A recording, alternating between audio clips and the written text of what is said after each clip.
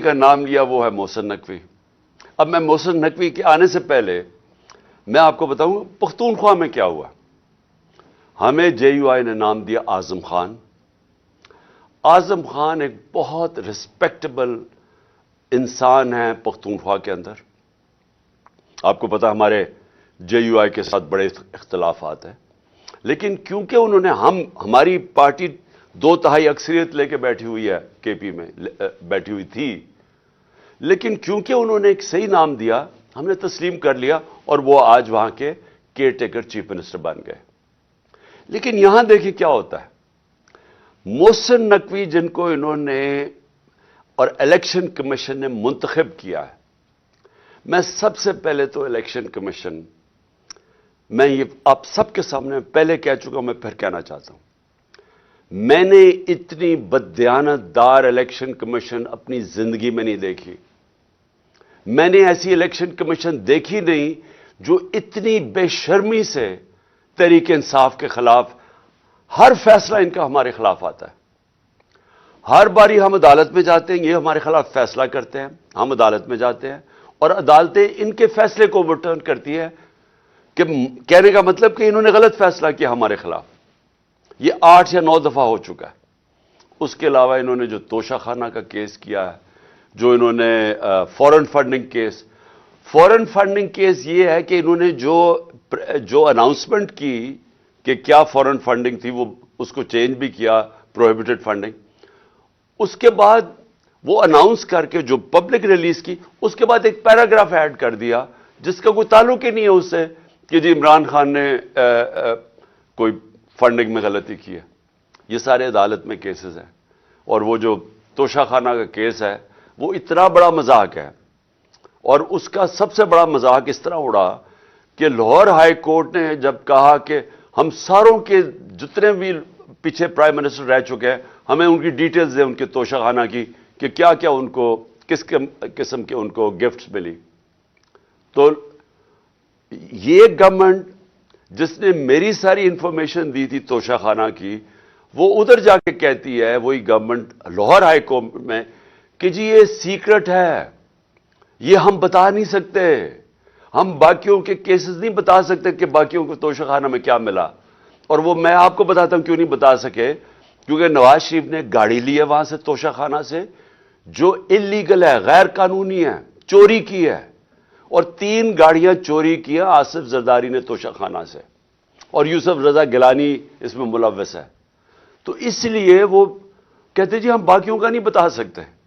تو صرف عمران خان کے لیے سیکرٹ نہیں ہے، باقیوں سب کے لیے سیکرٹ۔ تو میں صرف بتانا چاہتا ہوں کہ یہ الیکشن کمیشن جس طرح کی اس کی حرکتیں ہیں اس ملک میں،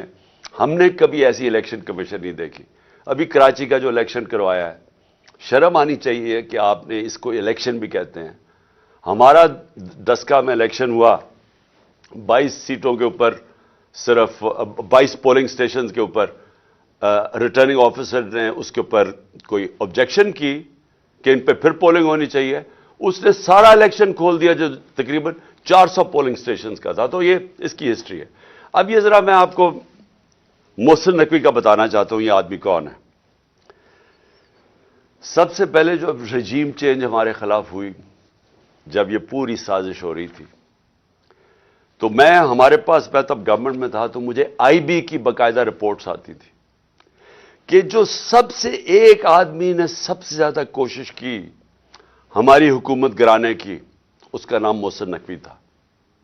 یہ بھاگا پھر رہا تھا ساری جگہ، کبھی نواز شریف کو پیغام لے کے جا رہا ہے زرداری کا، تو کبھی زرداری کے ساتھ مل کے سندھ ہاؤس کے اندر بیٹھا ہوا ہے، لوگوں کی حرام کے پیسے سے لوگوں کو خرید رہا ہے۔ یہ سب پیش تھا،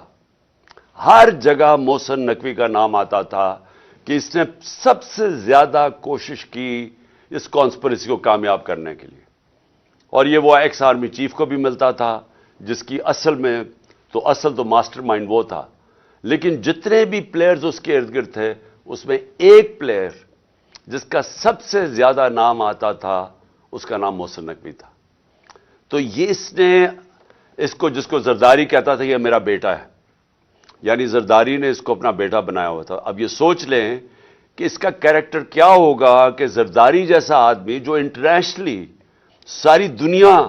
زرداری کو جانتی ہے کہ کرپٹ ترین آدمی ہے، اس کے اوپر کتابوں کے اندر انٹرنیشنلی کتابوں میں زرداری کا چوری کا ذکر ہے، آج سے 30-35 سال پہلے اس کو مسٹر 10% باہر کی دنیا میں کہنا شروع ہوا، اس کا نام رکھا گیا، اس کے اوپر مضمون نکلے ہوئے ہیں اخباروں کے اندر اس کی چوری کے اوپر۔ اس زرداری جس کو اصل میں نیب میں جیل میں ڈالنا چاہیے تھا اور جیل میں گیا اور بچایا گیا، ہمیں سب کو پتا ہے کہ NRO 2 کی وجہ سے جو جنرل باجوہ نے دیا سب بچ گئے، وہ زرداری اس کو اپنا بیٹا سمجھتا ہے، اور وہ جو بیٹا ہے اس کی کیا اخلاقیات ہوں گی آپ کو پتا ہونا چاہیے کہ 2008 میں اس نے 35 لاکھ روپیہ نیب کو واپس کیا تھا، تسلیم کیا تھا کہ میں نے چوری کی ہے، اس لیے میں 35 لاکھ روپے آپ کو نیب کو واپس کر رہا ہوں۔ یہ وہ آدمی ہے، نہ اس کے اندر وہ اخلاقی معیار ہے، نہ اس کے اندر وہ غیر جانبدارانہ صلاحیت ہے جو کہ ایک کیئر ٹیکر میں آنا چاہیے۔ اور اس کے بعد اگر کسی کو کوئی شک ہے کہ یہ تحریک انصاف کا بدترین دشمن ہے، اس کی جو چینل 24 کا بھی اٹھا کے دیکھ لیں، اس میں مسلسل تحریک انصاف کے خلاف پروپیگنڈا چلتا رہتا ہے، کوئی بھی جانتا ہے، صحافت میں سب جانتے ہیں کہ یہ ہمارا بدترین دشمن ہے، سیاست میں سب جانتے ہیں، اور ہمیں سارا پتہ ہے کہ رجیم چینج کے اندر جب ہماری حکومت گرانی تھی اس کا کتنا بڑا ہاتھ تھا۔ اب اس آدمی کو اگر انہوں نے بنایا ہے اس پنجاب کا کیئر ٹیکر چیف منسٹر، تو اس کا کیا مطلب ہے؟ اس کا مطلب یہ ہے کہ اس کے پیچھے وہ لوگ ہیں جنہوں نے کاٹا ڈالا ہوا ہے عمران خان کے اوپر، جنہوں نے فیصلہ کیا ہے کہ عمران خان اب کامیاب نہیں ہوگا، وہ لوگ جن کو ابھی تک میں پھر سے کہتا ہوں نہ تاریخ کا پتہ ہے، نہ ان کو سیاست کی سمجھ ہے، نہ ان کو پتہ ہے کہ کاٹا مار کے اس ملک کو کتنا بڑا نقصان کیا گیا ہے ہماری تاریخ میں۔ میں یاد کرانا چاہتا ہوں کہ مجیب الرحمان کے اوپر کاٹا ڈالا گیا تھا، ملک ٹوٹ گیا۔ جب پیپلز پارٹی پہ ذوالفقار علی بھٹو پہ کاٹا ڈالا گیا اور اس کی پیپلز پارٹی پہ، تو خاص طور پہ کراچی میں MQM بنائی گئی، اس کا کراچی کے اوپر کتنا نقصان ہوا آپ اندازہ ہی نہیں لگا سکتے کہ دبئی